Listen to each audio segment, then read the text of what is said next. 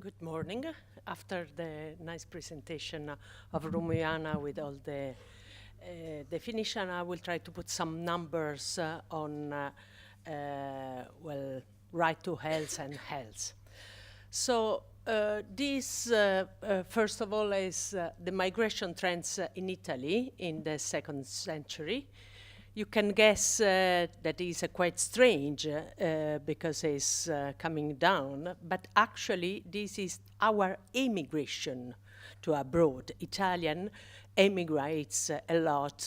In 10 years' time, 27 million of Italians emigrate abroad in the past century, and there were years where they were over 500,000, and sometimes they reach also 900,000 per year that emigrates. So our history is a history of immigration for the whole past century. And sometimes we forget this. Whoa. Okay. So, so let's come into the recent years.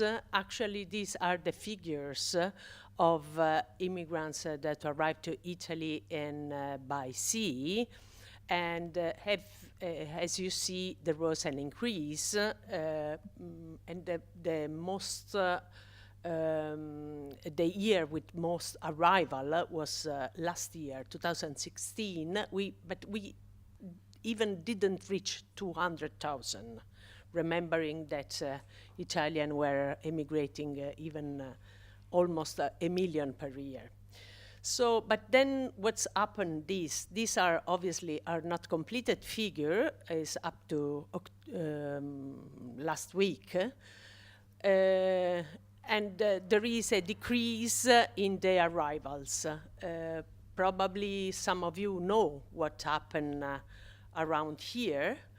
So there was, it's not that there was a decision not to immigrate anymore to Italy. There was a political agreement between Italy and Libya that reinforced the cooperation between the countries, and Libyan authorities accepted to stop migrants in the Libyan territory. This is why, since July, we are having less and less people crossing the Mediterranean Sea. This is the reality. In any case, in these years, obviously, there were not only young health adults, but also several unaccompanied minors that arrived to Italy. And in terms of, as you know, most of them arrived to Sicily, the south of Italy, and Calabria and Apulia. But then the system relocates in all Italy the people. And one of the most at north, this is the region where Milan is the one that are having more people relocated. So in fact, they are, after arrival, they are spread all over the country. This is the example of 2015, but this is what is happening normally. Obviously, many are also coming from working reason. Now, in the last couple of years, there are less people coming from Syria. Most of the people come from South Africa. And they apply for asylum because it's so difficult to ask for work permit, so most of them apply for asylum. But obviously, is very lengthy, the examination process, and the granted refugee status, it's a very low number, even because there is when it's refused the status, the person can apply again to revise the process and so on. And so they can stay for months and years under a sort of limbo. It's scattered around Italy in extraordinary situation, extraordinary structure, or big holding centers, or spread in more integrated structure into the territory. But which is the profile of these, let's say, refugees, asylum seekers, and so on, the health profile? The information are really scattered and are mainly focused on infectious diseases. At least this information, this is coming from the first system that we set up in Italy for a syndromic surveillance in 2011. And this was the first time where we demonstrate that, in fact, the most common diseases, syndromes found among the refugees were respiratory tract infection, because they were crossing the sea and so on, some watery diarrhea, and many parasitic skin diseases. There were many syndromes notified, very little, few alerts, very, very little alarms, and no health emergency. So there were no outbreak or emergency under the system. And then later on, this is another collection of data made during the ship rescue and at point of entry from the Ministry of Health during the wave of 2014-2015, and more or less it say the same things. So infectious disease, there are no around, there are parasitosis, some fractures, dehydration, and so on. And more or less in the same period, there were a huge community of transit refugees in Rome area.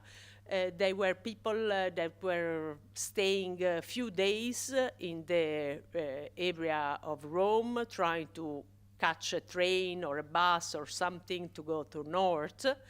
And so there was been set up some mobile health team that provide outpatient diagnosis.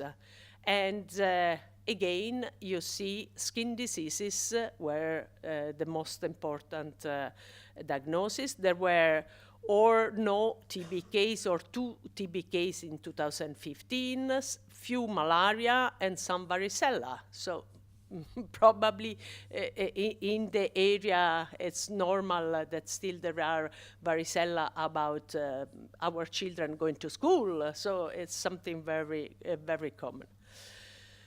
A similar figure in 2015, we set up only for Sicily the syndromic surveillance, and recently within the CARE project, there have been outpatient department in 2 of the hotspots in Sicily, and the figures are still the same, so nothing new. And this is important because it's a proof of what we know, that migrants don't pose really threats to a country, at least in terms of communicable diseases. The problem is that we don't have many figures about other things. So what about other? Fortunately, there will be many speech during these 2 days also about other things. But for example, in Italy, we don't have much data about this. So, but really, this I want to just now switch a little bit the attention to the fact that this is a partial, a subset of the migrants that we are having, even if all the attention is focused on this, because they come through the sea, there is a lot of problem in the rescue. Unfortunately, there have been deaths and so on. And so there is a lot of media attention on this. But these are the immigrants present in Italy, and this is only the subsection of migrants are landed, crossed the sea. So in this, we know a little bit more about other things, and we need to learn more and monitor more about the health of this. So really, we need to recall that, for example, for men, most of the problem is injury and our work, injury made during the work. For female, the hospitalization is mostly for delivery, and this is the case. For tuberculosis, it's true that, for example, the migrant staying present in Italy are having more increasing number of tuberculosis. They are more at risk respect to the Italian population, but they are even more at risk of not completing the follow-up. So the right to health is not only to be hospitalized, is to be treated, to be followed, even for a disease that we know has many determinants that are socio-economic determinants. So obviously, even psychiatric diseases are increasing in this population, and we need to be very careful about this. The voluntary abortion are decreasing in the Italian and are increasing in the foreign. So here there is a need of birth planning, access to maternal care, and so on.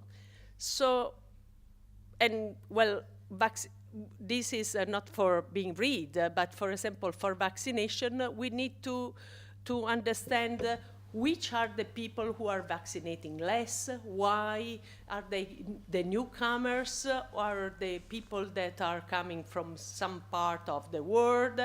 And so we need, the message is we need data to understand better what is the health profile, what are the gaps that are not filled in terms of what Rumuyana said, availability, accessibility, information about of the health services. Silvia, we will have to stop here. Thank you. Okay. That's it.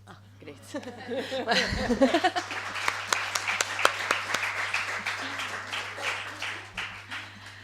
Silvia, thank you very much for a very nice presentation. You have very nice results. So my question is, I mentioned that you show, I would like to be sure that I saw the right data about parasitic infections. So I'm interested in that. Do you mean on parasitic intestinal parasitic infections or another parasites?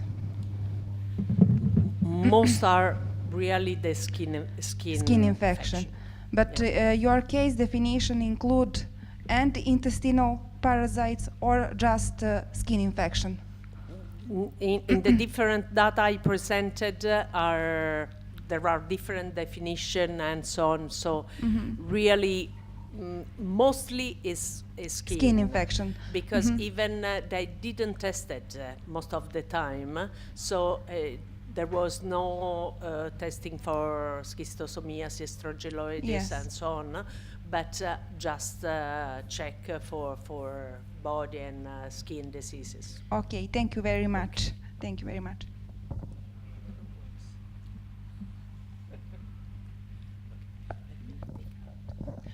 May I ask a question about immunization? Do you give vaccine to children? Because when they come to Serbia, they don't have data about immunization, and we can't give vaccine because we don't plan for them. Well, in Italy, for children can get immunization as the national vaccination plan. If they have no documents or vaccine certificate, the guideline are to start again and give them again the vaccine. From the beginning. From the beginning. And this is for both those that arrive irregularly or all the children that are in. More complicated is the situation for adults. But for children, it's the normal national schedule. Yes, and I saw that you registered pediculosis, but I didn't see pediculosis corporis. Do you have cases?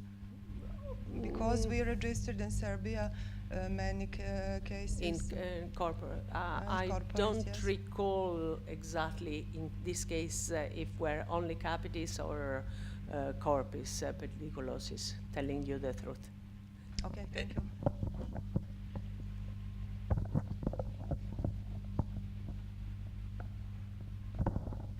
Thank you for the very nice presentation.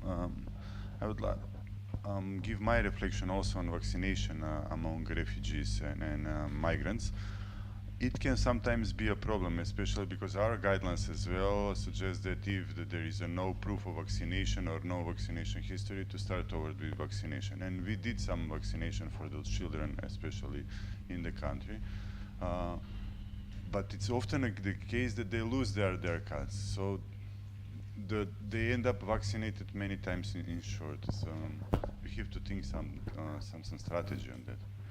Because I'm sure that in Greece it's also the same, so in Serbia, probably in Italy, and if they cross the same route, they can get many shots.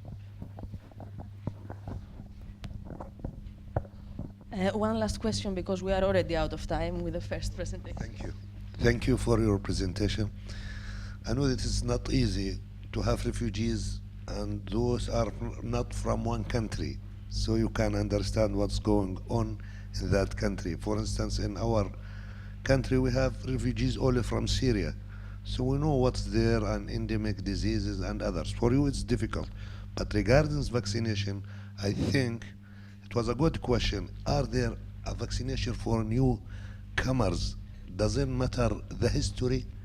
Maybe it's better to do priorities and to give the vaccines for, according to the serious diseases killers in emergencies such as polio and measles, and doesn't matter the history, we can give it.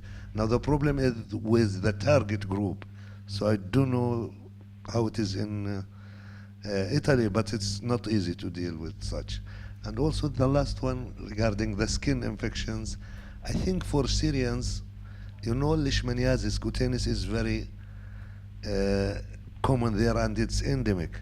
So just if you have something about that. Thank you very much. Thank you. I'm sorry.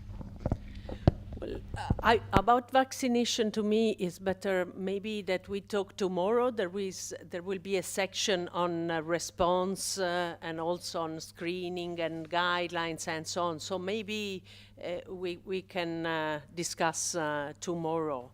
And leishmaniasis didn't happen that I told you, very few Syrians are arriving to Italy, and so it's not really the priority of like this. I think that